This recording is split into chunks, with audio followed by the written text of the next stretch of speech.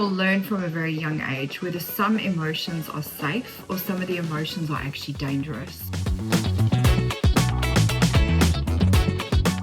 So as part of this video series, to look a little bit at how to process our emotions without shame, we want to look at how childhood conditioning has actually impacted emotional expression. Conditioning really embeds within our implicit memory, and our implicit memory really makes us react in particular ways that we don't know why we react in that way when we're adult. It's very, very old memory system that gets encoded in our brain. It shifts our entire core self, and that's just the way that we end up being.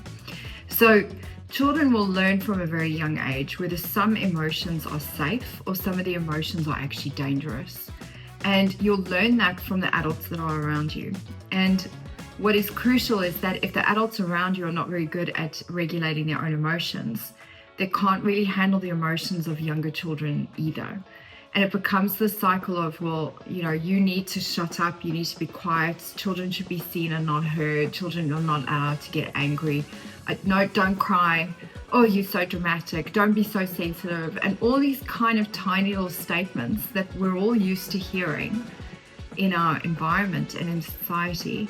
They can really condition children at the implicit memory level that their emotions are not valid. Now, if in your childhood you've had some emotional neglect, what happens in emotional neglect is that the feelings that you had were never contained or held by anybody. There was no experience of that kind of nurturing parental figure if you're feeling neglect, which means that you were left alone with your sadness, left alone with your anger, left alone with what your emotions were. That means that they were never welcomed. So then how will you as an adult welcome your feelings? If you were in an overly controlled environment, what you've been taught there is that suppression is actually like a badge of honor, and actually not feeling one's emotions is a good idea. So what happens is that as an adult, you become this person that doesn't really feel their emotion, or when you feel emotion, you shut it down and suppress it really quickly. So suppression is often created by a shame sort of cycle. So we shame the emotion, it then gets suppressed, and then we don't end up feeling that emotion and can't really own it or acknowledge it anymore.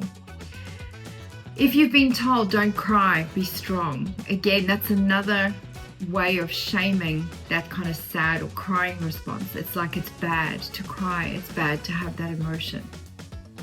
And those survival strategies that we then learn to basically cope with a childhood like that, it builds up and builds up and builds up to a point where as an adult you now have an emotional block, the inability to connect with emotion.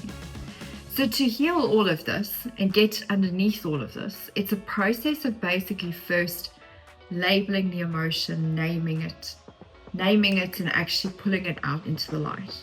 Then it's a process of feeling it, feeling into what that emotion is. This can be massively confronting for people, largely because most children who from a very young age have not been taught to kind of hold and contain their emotions. They don't know how to feel emotion without feeling danger at the same time, like something terrible is going to happen.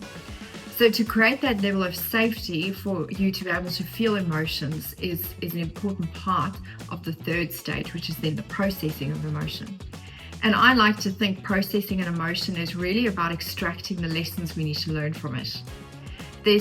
Emotions for me are like ghosts, and they hang around for a really long time until they've said the message or lesson they need to give us before they actually physically move on.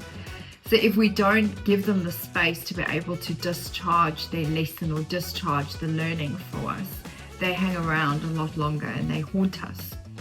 And this is why emotional suppression can sometimes really cause a more chronic condition as it builds. You suppress this emotion, then this one, then this one, then this one. And emotional suppression and also that feeling of it not being safe to feel emotions also activates our mitochondria in a particular way, to the point where our system can actually detect there's a danger with feeling an emotion, and the cell danger response can actually be activated.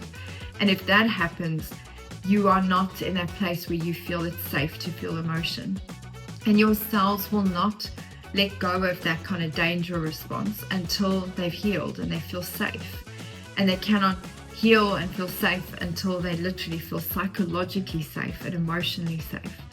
So it sounds absolutely bonkers that you need to feel emotions, feel psychologically safe to actually heal your body. But the new sciences of metabolomics, psychoneuroimmunology, cell danger response, they actually show this complete follow-through connection between mind, body, and spirit, and illness and chronic illness. So it's really important that this conditioning is something that you work with as an adult. You learn how to label your emotion, how to feel it, and then how to process it so that you can regulate it.